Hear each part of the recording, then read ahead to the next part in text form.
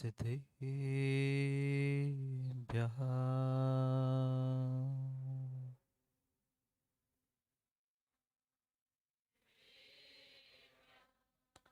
श्रीमत्परं गम्भीर स्याद्वादमोघलाञ्छनम्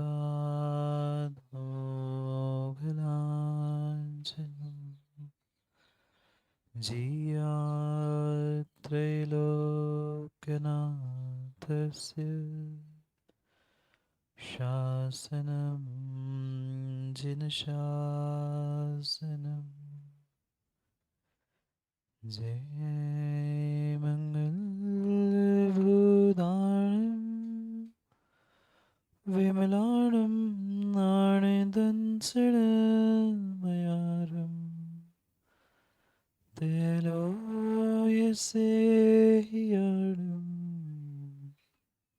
प्रणमोऽस्यसविसीताडम् प्रणमो हरिहन्ताडम् प्रणमो सिताडम् प्रणमो आयरीयाडम् प्रणमो वत्सायाडम् प्रणमो लोय सर्वसाहुरम्।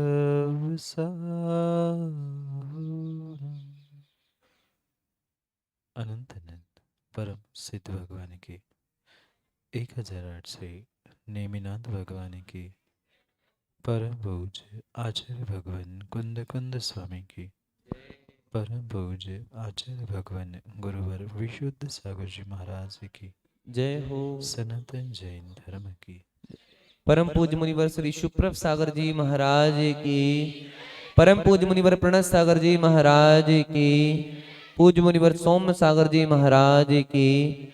सभी बोले नमोस्तु महाराज जी, नमोस्तु। अंतिम तीर्थेश वर्धमान स्वामी के शासन में हमसे विराजते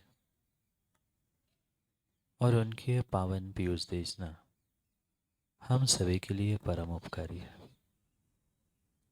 अनादिकाल से हमारी इस आत्मा में जो जन्म जरा और मृत्यु रूपी रोग लगे, उन रोगों का उपशमन करने वाली कोई परम औषधि है तो वह एकमात्र यह जिनवाणी। बाप आत्मा धन्ना ते भगवंत, वे भगवंत धन्य है, महान है, जो स्वयं 8 कर्मों का नाश करके सिद्धालय में पहुंचे। पर वह जो भी सिद्ध बने हैं बिना अरिहंत अवस्था के सिद्ध अवस्था प्रकट नहीं होती, और अरिहंत बन के तभी जीव पूज्यता को प्राप्त करता है जब वह कभी निर्ग्रंथ मुनि पथ को प्राप्त कर लेता। धन्य है वे धरती के देवता, धन्य है दिगंबर मुनि, जो 1 नहीं 2 नहीं 3 नहीं मां 22 परिसयों को जीते हुए अपने आत्मा के कल्याण की भावना से ओतप्रोत होते हुए स्वपर का कल्याण करने के लिए प्रवृत्त हुआ करते। चाहे आप सिद्धों की आराधना करना, चाहे अरिहंतों की आराधना करना, पर ये ध्यान रखना, ये जितने भी सिद्ध और अरिहंत बने हैं बिना मुनि मुद्रा धारण किए कोई भी इस संसार से मुक्ति को या अरिहंत पद को प्राप्त नहीं करता। और शायद इसीलिए इस अरिहंत और सिद्ध पद का अगर कोई बीज है तो यह दिगंबर मुनि मुद्रा ही हुआ करती है। ये तो शायद आप सभी को पता होगा ही कि जैसा बीज होता है वृक्ष भी वैसा ही होता है। अच्छा बीज है तो वृक्ष अच्छा है, अच्छा वृक्ष है तो फल भी उतने ही अच्छे हुआ करते। ऐसे ही ये अरहंतों का जो बीज दिगंबर मुनि अवस्था हुआ करती है, वह अद्भुत और अलौकिक अवस्था हुआ करती है। जब जीव सभी पापों का विसर्जन करते हुए, पूर्ण रूप से उनका त्याग करते हुए, आत्म कल्याण की भावना से इस मोक्ष मार्ग पर चलता है, चलने के लिए प्रवृत्त होता है, अद्भुत दशा उनके परिणामों की हुआ करती है कि वे सीधे चौथे पांचवें गुणस्थान से सातवें गुणस्थान को प्राप्त करते हैं। और उस सातवें गुणस्थान के जैसे ही सातिशयता को प्राप्त करते हैं, वे ही निर्ग्रंथ धरती के देवता अनेकानेक रिद्धियों को प्रकट करते हैं।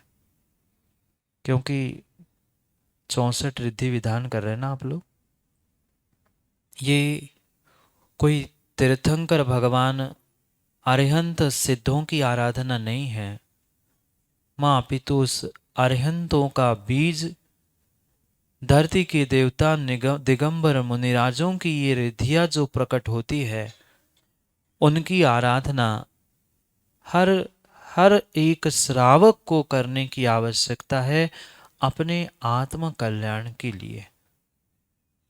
वे तो अपना स्वयं का कल्याण करके अरिहंत सिद्ध अवस्था को, पद को प्राप्त करेंगे ही, पर कम से कम उन निर्ग्रंथों की आराधना करते करते एक श्रावक कुल में जन्मे हुए व्यक्ति को श्रावक बनने का ये सर्वोत्कृष्ट साधन हुआ करता है। क्योंकि विश्वास मानना मनुष्य पर्याय की अगर कोई सर्वोत्कृष्ट दशा है, मनुष्य पर्याय की अगर कोई सर्वोत्कृष्ट दशा है, तो वह एकमात्र दिगंबर मुनि अवस्था ही हुआ करती है, अन्य कोई नहीं। क्या आपने सिद्धों को देखा? माँ, आपने सिद्धों को देखा? आप लोगों ने देखा होगा, नहीं देखा? क्यों नहीं देखा? सिद्धों को क्यों नहीं देखा? बोलो सौधर्म जी, हज के सौधर्म, क्यों नहीं देखा? क्योंकि सिद्ध तो सिद्धालय में होते हैं, वो तो दिखते ही नहीं। सिद्ध नहीं देखे तो रानीपुर वालों ने अरिहंत तो देखे ही होंगे, नहीं देखे? अरिहंत भी नहीं देखे। जिन्हें हम देव मानते हैं, जिनके नाम से हम जैन हैं, जिनके पूजा अर्चना करते हुए हम जिन कुल के कहलाते हैं, उन अरिहंतों को नहीं देखा, सिद्धों को नहीं देखा। वह देवता हमारे दृष्टिगोचर भी नहीं है, क्योंकि वे कभी कभी कभी इस धरा पर और पंचम काल में तो होते ही नहीं है। पर उन्हीं अरिहंतों की, उन्हीं सिद्धों की मुद्रा को धारण करने वाले वे धरती के देवता हुआ करते हैं, और इसीलिए उन्हें धरती के देवता कहा जाता है। दिगंबर मुनियों को जो अरिहंत होते हैं, वे धरती का स्पर्श नहीं करते। वे जब भी चलते हैं, भूमि से कुछ अंगुल ऊपर अधर में चलते हैं। सिद्धों का तो कोई इस लोक में वासा ही नहीं है, वो तो सिद्धालय में रहते हैं। अद्भुत बात है, अद्भुत बात है। ये देवता जिन्होंने अरिहंत की मुद्रा धारण की है, वे ही एकमात्र इस धरा पर चलते हैं, और इसीलिए उन्हें धरती के देवता कहा जाता है। यह अद्भुत पुण्य का उदय है कि आपको ये 64 रिद्धि विधान में जहाँ तुम धरती के देवता निर्ग्रंथ मुनिराजों की आराधना कर रहे हो, वहाँ साक्षात निर्ग्रंथों का सानिध्य आपको प्राप्त मिला। ये सातिशय पुण्य का कई वर्षों का उदय होगा, जब जाके रानीपुर समाज का उदय आया कि निर्ग्रंथ मुनियों का सानिध्य और सन्निधि प्राप्त हुई। आज और भी कुछ दिन है, पता है आप लोगों को? 25 दिसंबर है ना? क्या है? बड़ा दिन है ना? छुट्टी भी होगी, वैसे रविवार है। कोई क्रिसमस मनाने, कोई बड़े दिन की छुट्टी मनाने कहीं और चला जाता है। कितना अद्भुत दिन है। वे अपने गुरु को और भगवान को प्राप्त करने के लिए कहीं जाते हैं, और साक्षात आप गुरु और प्रभु की अर्चना करने के लिए अपने मंदिर में गुरु की सन्निधि में बैठे हो। इससे अद्भुत संयोग क्या हुआ करता। ये अद्भुत संयोग पुण्य के उदय से हुआ करते हैं कि जहां व्यक्ति तरसता है किसी एक निर्ग्रंथ गुरु के दर्शन मिल जाए, किसी निर्ग्रंथ गुरु को आहार देने का सौभाग्य मिल जाए, वे क्या पुण्यात्मा जीव होंगे, वे क्या पुण्यात्मा जीव होंगे कि ऐसे खोटे पंचम काल में भी ऐसे धरती के देवताओं को उनको साक्षात दर्शन करने का और आहार देने का सौभाग्य प्राप्त होता है। ये अद्भुत अद्भुत रिद्धियां हुई करती है। दिगंबर मुनिराज किसी रिद्धि सिद्धि के लिए दिगंबर भेष धारण नहीं करते, बिल्कुल नहीं करते, बिल्कुल नहीं करते। और वो जो इस रिद्धि की प्राप्ति के लिए करते, उन्हें कभी रिद्धियां प्रकट नहीं होती। जो मात्र अपने आत्मा के कल्याण के लिए साधनारत होते हैं, वे ही जैसे ही आत्मा के साधना में लीन हो जाते हैं, एक एक रिद्धियां उन्हें प्रकट हो जाती है। अगर 64 रिद्धियों में से एकाध का भी वर्णन करने लग जाए तो 2-4 घंटे कैसे निकल जाए पता नहीं चलेगा। ऐसी अद्भुत रिद्धि ज्ञानियों होती है मुनिराजों की। अगर उन धरती के देवताओं का मल भी कहीं पड़ा है, मल जानते हो आप लोग, अगर मल पड़ा है रास्ते में जाते हुए, नाक, यहाँ बैठे बैठे बहुत सारों का मुंह ऐसा हो रहा है, महाराज जी मल, शरीर का पसीना, उनकी खकार थूक, उनकी विष्ठा भी अगर जमीन पर पड़ी है और उस मल का अगर स्पर्श करते हुए वायु तुम्हें स्पर्श कर जाए तो तुम्हारे शरीर के सभी रोग दूर हो जाते हैं, तुम्हारा सर्वांग निरोगमय हो जाता है। ऐसा अद्भुत व मल्लौषधि रिद्धि का कार्य हुआ करता। उनका मल भी औषधि बन जाती है और तुम्हारी औषधि भी, बोलो, मल बन जाती है। क्या रिद्धि होगी, क्या रिद्धि होगी। उनका मल का स्पर्श भी करने की आवश्यकता नहीं, उस मल को स्पर्श करने वाली पवन भी अगर कहीं टकरा जाए तो तुम्हारी काया निरोग हो जाती है। ऐसी ये 64 रिद्धियां है। जो इन 64 रिद्धियों को श्रद्धा पूर्वक, 64 रिद्धिधारी मुनिराजों को जो श्रद्धा पूर्वक नमन करते हुए उनकी आराधना करता है, उनकी इस प्रति समर्पण भक्ति से कार्य करता है, उसके जीवन में माँ कोई ऐसा कार्य शेष रहता ही नहीं है जो वो सोचे नहीं हो, ऐसा होता ही नहीं है। भले ही पंचम काल में कोई रिद्धियां नहीं होती, रिद्धिधारी मुनिराज पंचम काल में नहीं हुआ करते, पर ये भी पक्का मानना कि भले ही रिद्धिधारी मुनिराज नहीं है, पर पंचम काल की अंतिम श्वासों तक सच्चे भावलिंगी मुनिराज इस धरा पर मिलते रहेंगे। इसमें कोई विकल्प करने की आवश्यकता नहीं।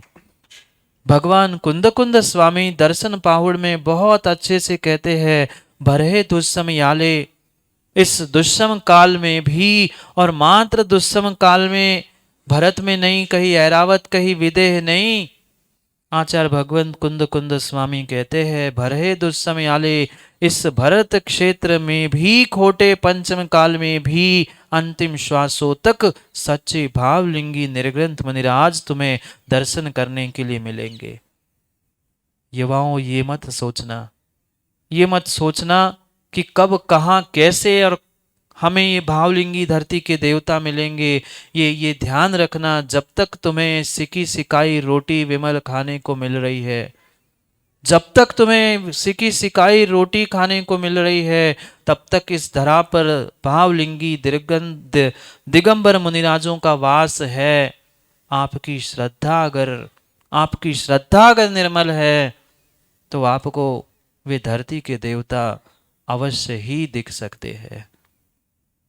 पर क्या करे, वर्तमान में जीवों की श्रद्धा की कहीं न कहीं कमी है, और उस श्रद्धा की कमी के कारण से ही वह धरती के देवताओं में, निर्ग्रंथ मुनिराजों में गुरु को और प्रभु को निहार नहीं पाते। क्या करें? क्या आपने आपके मंदिरों में विराजमान मल्लीनाथ, नेमिनाथ, पारसनाथ आदि के दर्शन नहीं किए? बोलो ना, मौन है क्या? नहीं किए ना?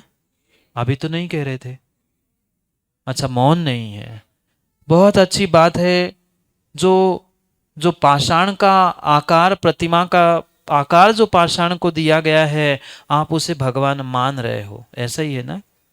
साक्षात भगवान तो साक्षात भगवान तो सिद्धालय में विराजमान है, पर उनके आकार को प्राप्त उस प्रतिमा को, जो कि वास्तविकता में देखा जाए और उसके स्वरूप को देखा जाए, स्वभाव को देखा जाए, तो वह तो मात्र एकेंद्रिय पत्थर क्या है? एकेंद्रिय नहीं है। वह एकेंद्रिय पर्याय जो कि प्रमाणित है कि मिथ्यात के अलावा एकेंद्रिय पर्याय होती ही नहीं है, ऐसे मिथ्या दृष्टि, मिथ्यात से रचे पचे उस एकेंद्रिय जीव के कलेवर को, आकार को मात्र तीर्थंकर का, अरिहंत का आकार देखकर तुम हाथ जोड़कर भगवान की जय बोलते हो। नहीं बोलते? क्यों बोलते हैं? वहां कभी देखा तुमने कि वह पाषाण है, काला है कि गोरा है कि कैसा है, कौन सा गुणस्थान है, क्या है? वहां मात्र अरिहंत की मुद्रा देखते और हाथ जोड़कर तुम उस पंचम काल में भी चतुर्थ काल के अरिहंत की पूजा का फल प्राप्त कर लेते हो। फिर धरती के देवताओं को देखकर हम तो यही सोचे ये तो अरिहंत की मुद्रा है, हम हाथ जोड़ के कर्मों की निर्जरा क्यों नहीं कर पाते? हम इन्हीं में क्या इन 64 रिद्धिधारी मुनिराजों को देख नहीं सकते? जब श्रद्धा से पाषाण में, अरिहंत की मुद्रा में साक्षात अरिहंत को हम मान सकते हैं, तो ये जहां सच्चे सम्य ज्ञान को धारण करने वाले, रत्नत्रय को धारण करने वाले मुनिराजों को देखकर माँ अपने रिद्धिधारी मुनिराज की संकल्पना करके उनको आहार दिया, उनको पड़गान किया, तो विश्वास मानना फल तुम्हें अपनी श्रद्धा का और भावों का मिलेगा, उनका फल वे जाने। एक एक छोटे से बालक ने, एक छोटे से बालक ने जब उसके तीव्र तीव्र तीव्र पाप का उदय था, कभी कभी पहले समय वह राजा के कुल में जन्मने वाला, राजा के जैसे ही घर में मां उस रानी के गर्भ में आता है, इधर शत्रु उसे परास्त करके बालक का जन्म होते ही राजा की मृत्यु हो जाती है। मंत्री, जो मंत्री होता है, उस मंत्री ने, अब राजा चला ही गया, वह तो अबोध बालक था, अभी अभी जन्मा हुआ नवजात शिशु था। मंत्री ने पूरा राज्य अपने नाम करवा लिया। रानी क्या करती? रानी क्या करती? फिर भी रानी की हैसियत से मंत्री ने उस रानी को, पूर्व रानी को महल में व्यवस्थित रखा था, पर दूसरे के घर में क्या रहना? दूसरे के घर में क्या रहना? वह शिशु थोड़ा सा बड़ा होता है, अब सोचता है क्या किया जाए। रानी महल छोड़कर अन्यत्र वही नगर में रहने का विचार करके पहुंचती है, पर जो महलों में रहने वाली रानी, जिसने कभी कुछ कार्य नहीं किया हो, वह एक झोपड़ी में रह रही। जीवन में ध्यान रखना सौरभ, जीवन में ध्यान रखना, गुरुजी की उस पंक्ति को हमेशा हमेशा याद रखना, सबके दिन एक से और सब दिन भी एक से नहीं होते। जो पानी का ग्लास उठाकर नहीं पीने वाली रानी थी, आज झोपड़ी में पड़ी थी। सुबह का नहीं, शाम का नहीं, भोजन की कोई व्यवस्था नहीं। वह बालक खेलने के लिए जाता, कुछ किसी से मांग के ले आता, पर क्या क्या क्या पाप का उदय था। देने वाले तो हाथ में उसको सोने की मोहरें पकड़ा देते थे, पर जैसे ही हाथ में सोने की मोहरें आती, वह जलता हुआ अंगारा बन जाता। ध्यान रखना, पुण्य के दिनों में पुण्य के दिनों में जब व्यक्ति अधिक इतराता है, मान कसाय करता है, सब धरा का धरा पर धरा रह जाता है। सोने की मोहराएं उसके हाथ से अंगारे बन जाती थी। लोगों ने सोचा सोना नहीं दे पाए, खाने की कुछ व्यवस्था कर ले। उसके पास के कपड़े में वह 2-4 मुट्ठी भर अनाज दे देते, वह पोटली बांध देता, घर तक पहुंचता, माँ से कहता, मामा मैं ये अनाज ले आया हूं, कुछ बना के खाएंगे। जैसे ही घर तक पहुंचता था, पोटली खुलती थी, 10 दाने भी पोटली में नहीं बचते। जिसके पोटली में छेद होता है, जिसके पुण्य में छेद होता है, तुम लाख उसको सहयोग करना, लाख उसको समझाना, पर मां ध्यान रखना, पुण्य का उदय नहीं है तो गुरु की, प्रभु की कोई भी बात व्यक्ति सुन नहीं सकता। माँ बाप की बात नहीं सुनते आज की संतान। कितने सुनते हैं, कितने सुनते हैं और कितने सुनेंगे, देखेंगे दोपहर में। पुण्यात्मा ही होते हैं, पुण्यात्मा ही होते हैं जो गुरु की बात स्वीकार करते हुए, माँ बाप की आज्ञा को मानते हुए अपने अपने जीवन को, अपने आप को बदलने का पुरुषार्थ करते हैं। क्या करें, रानी सोच में पड़ गई, मैं इसी नगर की रानी और मेरी ऐसी दुर्दशा, नगर छोड़ के अन्यत्र पहुंची। ऐसा कहा जाता है, मरता क्या नहीं करता, मरता क्या नहीं करता, मरता क्या नहीं करता। जो रानी कभी घर में जिसने झाड़ू देखा नहीं होगा, दूसरे नगर में जाकर एक सेठ के यहाँ झाड़ू पोछा बर्तन और भोजन बनाने का काम करने लगी। भोजन बनाते बनाते अब अकेले बालक को घर कहाँ छोड़ जाती, साथ ले जाती। पर जब पुण्य तीव्र तीव्र पाप उदय में आता है तो कोई सगा किसी का नहीं होता, नहीं होता। दूसरे तो छोड़ो, अपने भी लोग मुंह फेर लेते हैं। नहीं देखा आप लोगों ने? हमदर्द तो हजारों होते हैं जिंदगी में, विमल भाई, हमदर्द हजारों होते हैं जिंदगी में, पर काम के चंद होते हैं। हमदर्द हजारों होते हैं जिंदगी में, काम के चंद होते हैं, और ज़रूरत पड़ने पर उनके दरवाजे भी बंद होते हैं, ज़रूरत पड़ने पर उनके दरवाजे भी बंद होते हैं। जिन बच्चों के साथ वो प्रतिदिन खेलता था, एक दिन माँ ने सेठ जी की आज्ञा से खीर बनाई। वह बालक भी बिलख पड़ा, माँ मुझे भी खीर खानी है। बच्चों को तो खीर खाने दी, सेठ के पुत्रों को तो खीर खाने दी, पर माँ कह रही थी पहले उनको खाने दे बेटा। पर बच्चा तो बच्चा था, 6-7 साल का बालक, क्या जाने कि किसका घर और क्या खाना। उसे तो बस खीर खाने की इच्छा हुई। वह बिलख पड़ा, माँ मुझे भी खीर खानी है। वह जो थाली पर सेठ पुत्र खाने बैठे थे उनके पास जाकर कहता है, भाई थोड़ा सा मुझे दे। सेठ का पुत्र तो सेठ ही का पुत्र था। धन होने से काम नहीं होता, पुण्य और बुद्धि भी जरूरी होती है। उन्होंने, वे जो पुत्र थे, उन्होंने जैसे ही खीर मांगी उस पुत्रों से, वह लड़ने के लिए खड़े हो गए, मार पीट कर उसे भगा दिया। मुझसे खीर मांगता है, तू नौकर। माँ के पल्लू में जाकर बिलक बिलक कर फूट फूट कर रोता है, माँ मुझे भी खीर दो, मुझे भी खीर दो, मुझे भी खीर दो।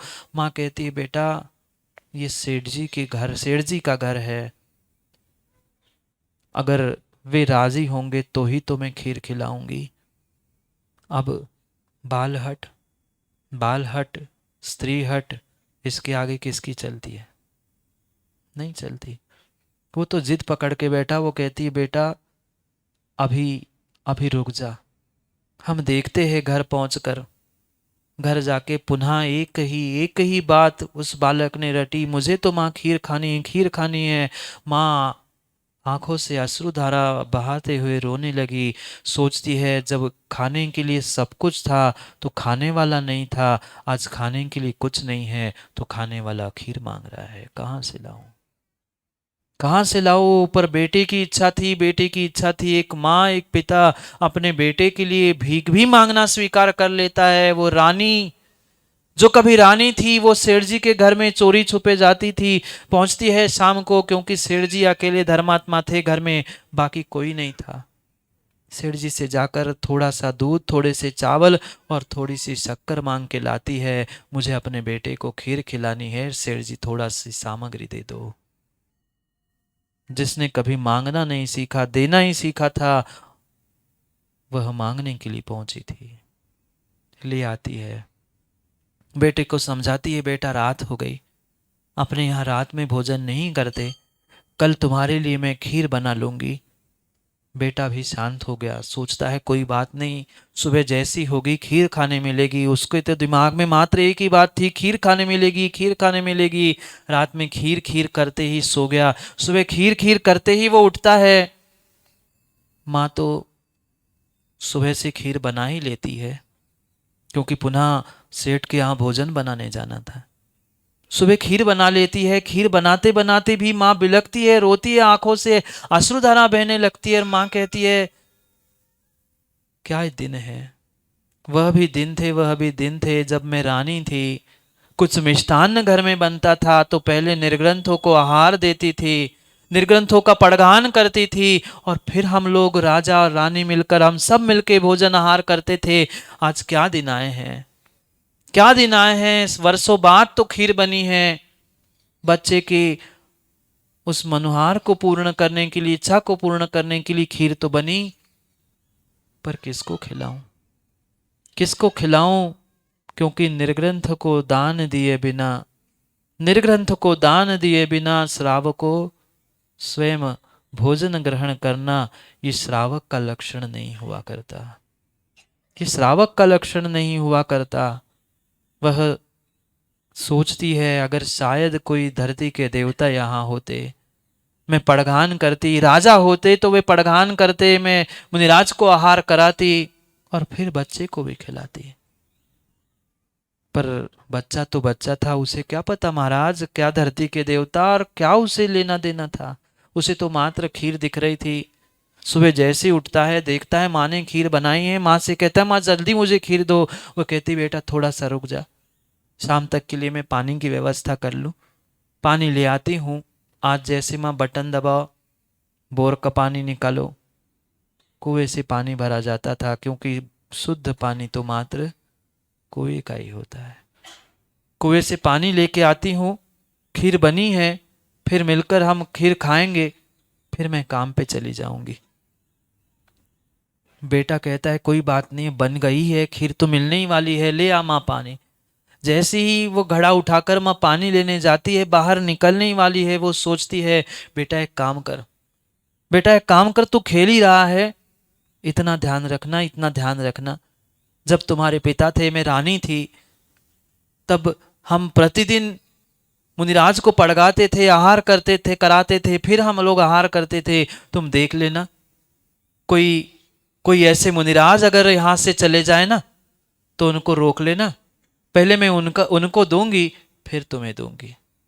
उन्हें महाराज, उसे महाराज नहीं पता, भगवान नहीं पता, कुछ नहीं पता, उसे तो क्या दिख रहा था, उसे क्या दिख रहा था, बोलो ना, उसे क्या दिख रहा था। आपको भी खीर दिख रही क्या? उसे तो खीर दिख रही थी, वो सोच रहा था कब खीर खाने मिले, महाराज मिलेंगे बहुत अच्छी बात है, मुझे तो खीर मिलेगी, पर माँ ने कहा है पहले महाराज को दूंगी और फिर मुझे मिलेगी। वो खेल रहा था, माँ इधर पानी लेने गई, देखते देखते, खेलते खेलते उसकी अचानक दृष्टि पड़ी, एक मुनिराज मुद्रा लगाकर चर्या के लिए जा रहे थे। वो सोचता है चलो महाराज मिल गए, महाराज दिख गए, अब तो मुझे खीर पक्के में मिलेगी, और अच्छी मिलेगी, जल्दी मिलेगी। कब महाराज मिलते, कब क्या होता, उसे क्या पता समय क्या होता है। वही सुबह का समय था, मुनिराज मुद्रा लगाकर निकल ही रहे थे। वो दौड़ के पहुंचता है और मुनिराज के पास पहुंचता है और कहता है महाराज थोड़ा सा रुक जाओ, महाराज थोड़ा सा रुक जाओ, मेरी माँ ने खीर बनाई है, माँ ने कहा है तुम्हें रोक लो, आप रुक जाओ ना। मुनिराज ऐसे किसी के कहने से और बुलावे से किसी के चौके में आहार लेने नहीं जाते, वे तो नौदा भक्ति के भूखे होते हैं, माँ आपकी रोटी के और खीर के टुकड़ों के भूखे नहीं होते। उसे क्या पता नवदा भक्ति क्या, मुनिराज क्या, पड़गान क्या। वो तो पुनः पुनः कह रहा है। मुनिराज तो अपनी मुद्रा लेकर आगे बढ़ रहे हैं। वो कह रहा है महाराज जी रुक जाओ रुक जाओ, माँ ने कहा है महाराज को रोक लो, उन्हें खीर खिलाऊंगी, फिर तुम्हें खीर खानी है। उसे तो मात्र माँ मात्र खीर दिख रही थी। पर मुनिराज अपने नवदा भक्ति, अपनी इरिया समिति से, इरिया समिति का पालन करते समय वे आगे बढ़ रहे थे, आगे बढ़ रहे थे। वह आगे पहुंचते पहुंचते पहुंचते आगे आगे पहुंचता है और पैर पकड़ लेता है। मुनिराज चलते चलते उस झोपड़ी के सामने ही पहुंच जाते हैं। अब वो तो पैर पकड़ लेता है और बिलखने लगता है, नहीं नहीं महाराज, मैं तुम्हें जाने नहीं दूंगा, मैं तुम्हें जाने नहीं दूंगा। अगर आप चले जाओगे तो मुझे खीर खानी नहीं मिलेगी, आपको पाप लगेगा। क्या कहता है बालक? महाराज आप रुकोगे नहीं, आप चले जाओगे तो मुझे खीर नहीं मिलेगी और तुम्हें पाप लगेगा, आप रुक जाओ। मुनिराज ऐसे थोड़ी रुकने वाले थे, मुनिराज ऐसे थोड़ी रुकने वाले थे, मुनिराज ऐसे थोड़ी रुकने वाले थे। वह पैर पकड़ा ही था, पैर पकड़ा ही था, वो बिलक रहा था, कह रहा था। माँ वहां से दूर से देखती है कि कोई बालक मुनिराज के चरणों में पड़ा है। माँ विचार करना, विचार करना, जिस माँ का वो बेटा होगा जो मुनिराज के चरणों में बैठा होगा, उस माँ पिता को क्या लग रहा होगा। और उस माँ बाप से पूछना जिसका बेटा किसी मदिराला के सीढ़ी पे बैठा होगा। उस माँ बाप से पूछ लेना जो मदिराले के सीढ़ी के पास बैठा होगा, उस माँ बाप से पूछ लेना जो निर्ग्रंथ का कमंडल लेके चल रहा होगा, उस माँ पे क्या बीती होगी। वो सोच रही होगी कि देखो मुनिराज भी और मेरा बेटा मुनिराज के पास। ये हर किसी का सौभाग्य नहीं होता।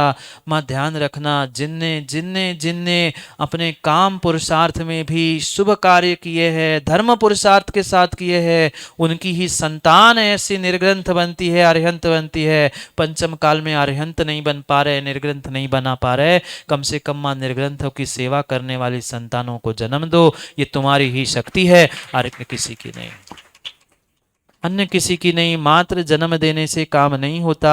आज अगर आपने अब आने वाली पीढ़ी को संस्कारित नहीं किया तो ध्यान रखना कल तुम्हारे घरों में मुनिराज आहार ग्रहण करने के लिए नहीं आएंगे। आज बहुत बहुत बहुत आवश्यक है ये संतानों को, ये जितने जितने चाहे आज होने वाले हुए संस्कार भी क्यों ना हो, ये ध्यान रखना मात्र समाज की सुरक्षा के लिए ही ये बीड़ा उठाया है, अन्य कोई इसमें कार्य है ही नहीं है। अगर तुम चाहते हो, आप चाहते हो कि आपकी संतान, आपकी समाज सुरक्षित रहे, आपके घर में पहले ही जैसे निर्ग्रंथों के चरण पड़ते रहे, तो अपनी संतानों को, अपने युवा युवती बच्चे और बच्चियों को संस्कारित करते हुए स्वयं का और धर्म का मार्ग प्रशस्त करो। मैं पुनः कहता हूँ, जिन माँ बाप का पुण्य का उदय हुआ करता है, जिन माँ बाप का पुण्य का उदय हुआ करता है, वो ही अपनी संतानों को आज्ञा देते हुए ऐसे श्रेष्ठतम कार्य संस्कार करने और कराने के करा सकते हैं। हर किसी के बस की बात नहीं है। माँ तिर्यंचों को भी जन्म देना आता है, माँ तिर्यंचों को भी जन्म देना आता है, पर तिर्यंच पशु पक्षी अपने संतानों को संस्कारित नहीं कर पाते। आप इंसान हैं, कम से कम अपनी इंसानियत की तो लाज रख लो। धर्म की रखो नहीं रखो, पर इंसान हो इसकी तो लाज रखो। ध्यान रखना, अगर आज आपने अपनी युवा पीढ़ी को और संतानों को संस्कारित नहीं किया तो बड़े बड़े शहरों में जैसे वृद्धाश्रम खुले हैं, छोटे छोटे शहरों में, छोटे छोटे नगरों में भी वृद्धाश्रम के अलावा तुम्हारा और कोई ठिकाना नहीं होगा, और कोई ठिकाना नहीं होगा। एक सत्य घटना है, एक नगर में आहार करके हम लौटे, बैठे ही थे, सब लोग चले गए, एक बूढ़ी माँ बैठी थी। मैंने कहा क्यों बैठी हो, जाओ हमें सामायिक करना है। वह कहती है कहाँ जाऊं महाराज। मैंने कहा घर जाओ, आपका तो भोजन का समय हो गया, हमारे आहार हो गए, आपने आहार दिया, हमारा सामायिक का समय है, कहाँ यहाँ बैठोगी, घर जाओ, घर में कोई नहीं है। तो घर में तो है। मैंने तो है तो जाओ फिर भोजन करो।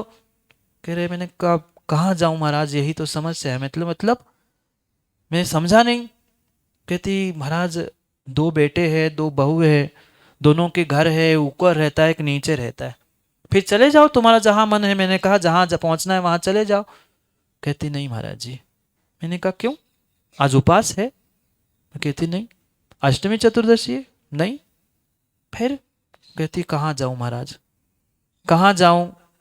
उन दोनों बेटों ने निर्णय किया है, क्योंकि हमारे पति थे तब तो हम अपना बना के खाते थे, अब ना रहने का ठिकाना है ना खाने का ठिकाना है। दोनों बेटों ने बांट लिया है, 15 दिन ऊपर 15 दिन नीचे। आज 31वां महीना है, मैं कहाँ जाऊं।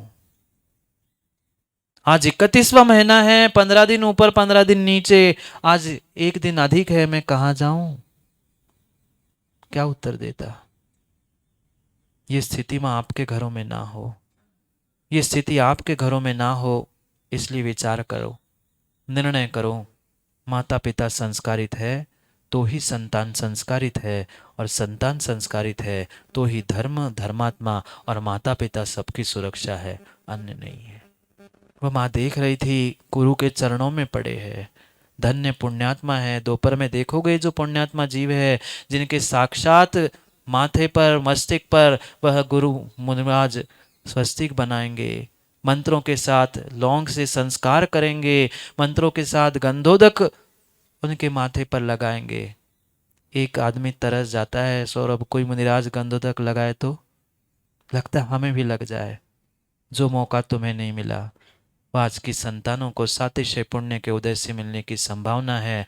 अपनी अपनी संतानों की और अपने अपने पुरुषार्थों की परीक्षा कर लेना कि हम कहाँ हैं और कैसे हैं। निर्णय आप ही लोगों को करना है, रहना आप ही लोगों को समाज में है, इसलिए निर्णय आप करें कि क्या होना है और क्या करना है। वह माँ दौड़ते दौड़ते माथे पर भरा हुआ कलश लेके आती है, वो पकड़ बैठा है पैरों को कि नहीं महाराज मैं नहीं जाने दूंगा। रो रहा है, बिलख रहा है, उसे खीर दिख रही, भगवान नहीं, आहार नहीं, कुछ नहीं। वो पैर पकड़ता है, माँ जैसी पहुंचती है। मुनिराज तो नवदा भक्ति के लिए भूखे थे, विधि लेके निकले थे। अगर कोई माँ भरा हुआ कलश लेके सामने दिखेगी तो ही मैं आहार करूंगी। जैसे ही वह माँ पहुंचती है, जैसे ही वह माँ पहुंचती है, मुनिराज आगे बढ़ते बढ़ते ही रुक जाते हैं।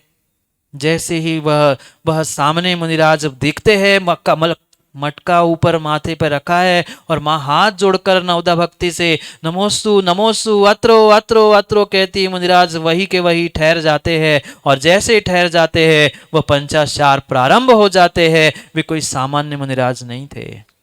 सामान्य मुनिराज पड़क जाते हैं आपके सामने, निकल ही जाते हैं तो क्या भाव होते। और फिर वे धरती के देवता खड़े थे।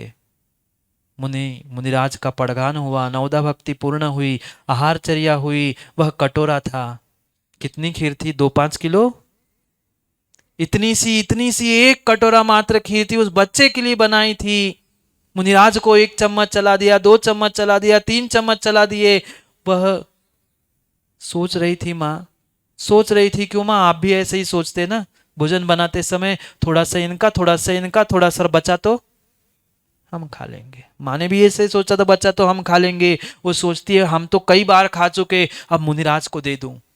मुनिराज का हिस्सा पूरा हुआ, अपना भी हिस्सा उसने माँ ने दे दिया। अब बच्चा, मात्र बेटे का हिस्सा बचा था। दूर से वह 6-7 साल का बच्चा देख रहा था, खुश हो रहा था कि चलो खीर चल रही। उसे मुनिराज को आहार देने का आनंद नहीं आ रहा था, उसे तो खीर खाने का आनंद आ रहा था। वो दे रही थी। देखते देखते माँ ने एक नजर मात्र देख लिया। समझदार माँ, समझदार बेटा अपने माँ बाप की नजरों को पढ़ लेता है। माँ भी बच्चों की नजरों को पढ़ लेती है और बच्चे भी माँ बाप की नजरों को पढ़ लेते हैं। माँ ने मात्र देखा ही बच्चे की तरफ, वो समझ गया। माँ कह रही बेटा तेरे हिस्से की खीर बची, अब क्या करूं। माँ ने जैसे ही आंखों से इशारा किया, माँ बेटा चिल्ला पड़ा, माँ मेरे भी हिस्से की खीर दे देना, मेरे भी हिस्से की खीर दे देना। माँ जैसे ही एक दूसरा चम्मच उसके हिस्से की खीर मुनिराज के हाथों पर रख देती है। वह जैसे ही मुनिराज के मुख तक पहुंचता ही है कि वह खीर का कटोरा लबालब भर जाता है। वे अक्षीण महानस रिद्धिधारी मुनिराज थे, सामान्य मुनिराज नहीं थे। क्या कहूं, क्या कहूं। ये कोई मनगढ़ंत कहानी नहीं, ये धन्य कुमार का पूर्व चरित्र है, अकृत पुण्य की अवस्था का। मात्र निर्ग्रंथ मुनिराज की आहार की, दान की, अनुमोदना का ऐसा फल मिला, ऐसा फल मिला, ऐसा फल मिला कि अगली पर्याय में जैसे ही जन्म हुआ, जन्म के बाद नाल गाड़ने के लिए आज व्यवस्था बदल गई। नाल गाड़ने के लिए जमीन में गड्ढा किया तो हीरे जवाहरात सोने से भरा हुआ घड़ा मिल गया, तभी से उसका नाम धन्य कुमार हुआ था। सोचो, सोचो आपकी संतान आप निर्ग्रंथों के चरणों में देखना चाहते हो कि मदिरालयों की सीढ़ियों पे। कोई बहुत बड़े भारी नियम नहीं होते माँ। बच्चे तो लेने तैयार होते हैं, पर माँ बाप ही पैंट पकड़ के खींचते, बेटा तुम्हें बाहर जाना है पढ़ने, क्या होगा। वो तो लेने तैयार है, वो सब करने के लिए तैयार हो, लोग चिढ़ाएंगे क्या करोगे। अपनी सुरक्षा अपने हाथ में है, निर्णय करो। अभी आपको उन 64 रिद्धिधारियों की आराधना भी करनी है। उनकी आराधना से अपने आराध्य को समझते हुए अपने आप को आराध्य बनाने का प्रयास करो। पर आज संतान नहीं होगी, आज बीज नहीं होगा माँ, आज बीज नहीं होगा तो कल फल और वृक्ष नहीं होगा।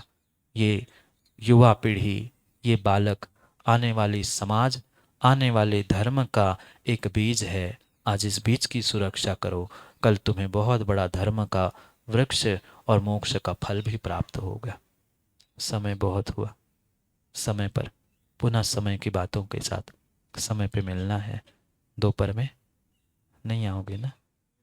देखते हैं समय पर उन 64 रिद्धि की आराधना सुबह, दोपहर में अरिहंतों की आराधना और अरिहंतों के पुजारी बनने वाले उन नन्हे मुन्ने युवा और बालकों की भी, और मैं तो कहता हूँ माँ बाप की ही परीक्षा है, क्योंकि वे तो अनगढ़ पत्थर है।